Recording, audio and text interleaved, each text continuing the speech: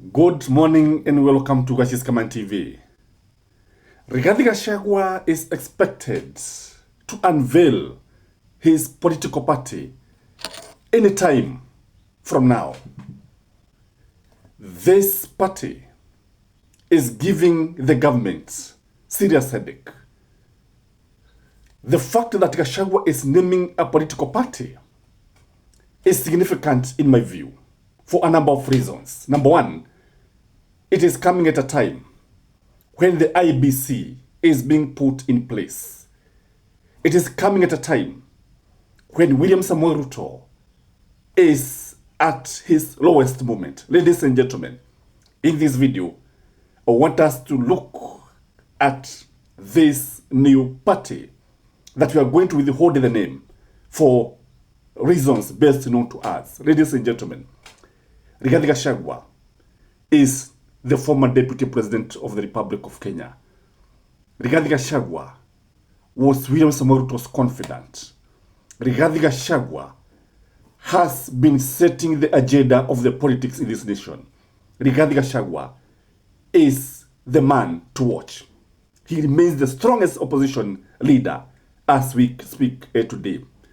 What impact is this party going to have in our politics? Number one, in my view, this one is going to kill UDA completely. UDA, as we speak now, is a pale shadow of its good self. UDA has lost the Mount Kenya votes. UDA has lost Nakuru, Naivasha, Nyandarua, Laikipia, Kiambu, Nyeri, Meru, Tharaka Nithi, and a huge chunk of Nairobi. As we speak today, I think if elections were to be held today, William Samoei Ruto would be very, very lucky to get 300,000 votes from Mount Kenya counties, including Nairobi. UDA would be buried and forgotten, courtesy of Gachagua's new party. Number two, there will be massive defections. And these defections mostly will come from UDA. Others are likely to come even from ODM. And all political parties are going to suffer.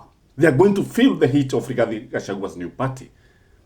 And these massive defections, some of them will even involve people who are in Parliament, others in Senate, the National Assembly and the Senate. And this one are going to lead to by-elections. What does this mean, ladies and gentlemen? It means that the country will be put to an election mode all the way to 2027. And Gachagua is going to have members of parliament, believe me not. Gachagua is going to have members of parliament and the senators, including the county assemblies, before 2027. And before William Samoei Ruto knows the damage that he did by impeaching Gachagua, he will have been beaten thoroughly, politically speaking, by Gachagua.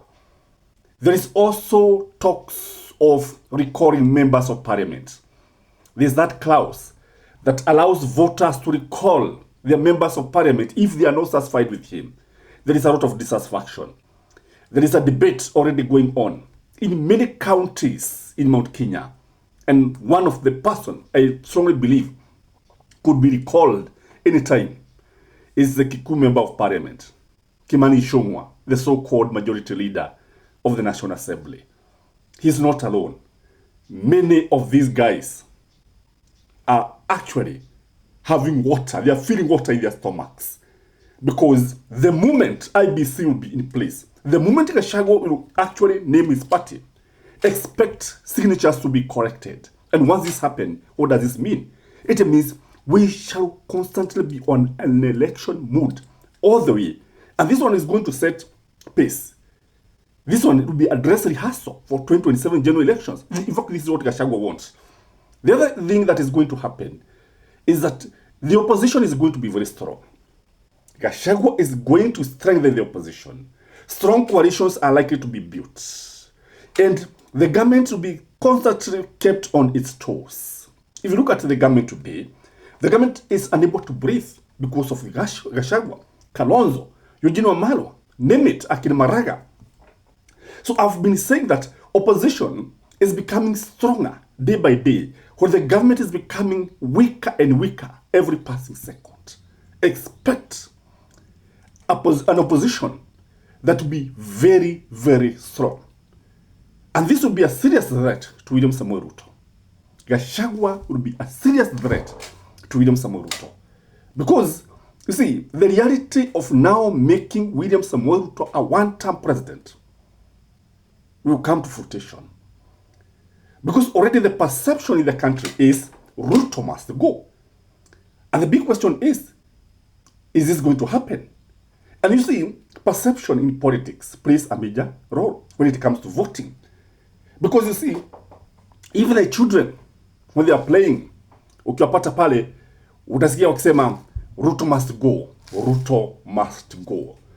The other thing is that Gachagua, by 2027, Gachagua may not be the president in 2027, but he's going to have the majority in the National Assembly. He's going to have the majority in Parliament. That is the Senate in the National Assembly. Expect very many people to be elected through Gachagua.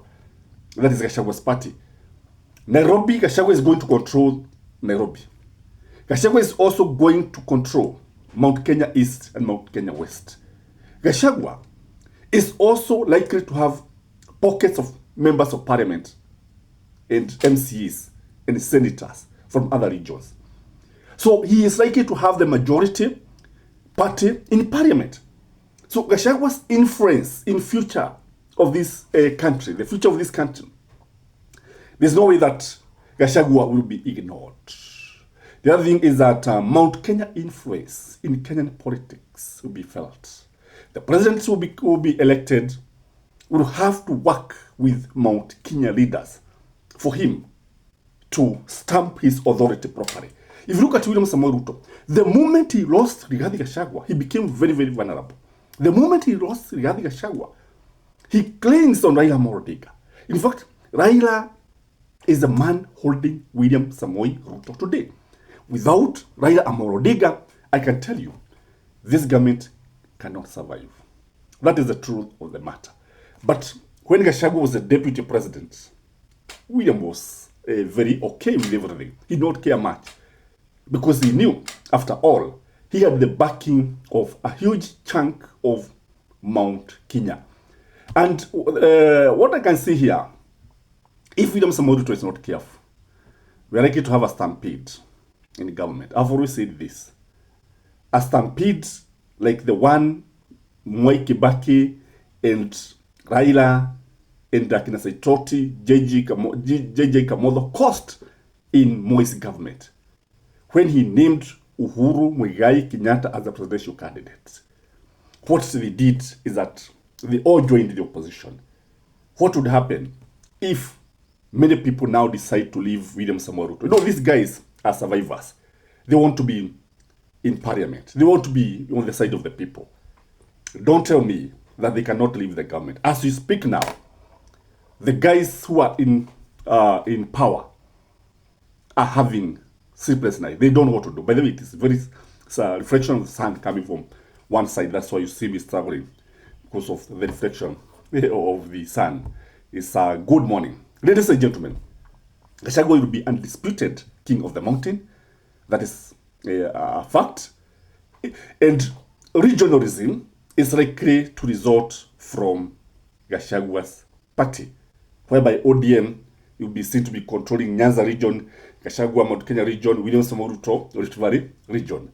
And Gachagua will play a major role. This party is going to play a major role when it comes to the person who is going to win the 2027 general election. In fact, Gachagua will be the kingmaker, and nobody will win the election without Rigathi Gachagua. Have a blessed day, ladies and gentlemen, and jua imezidi leo, reflection of something.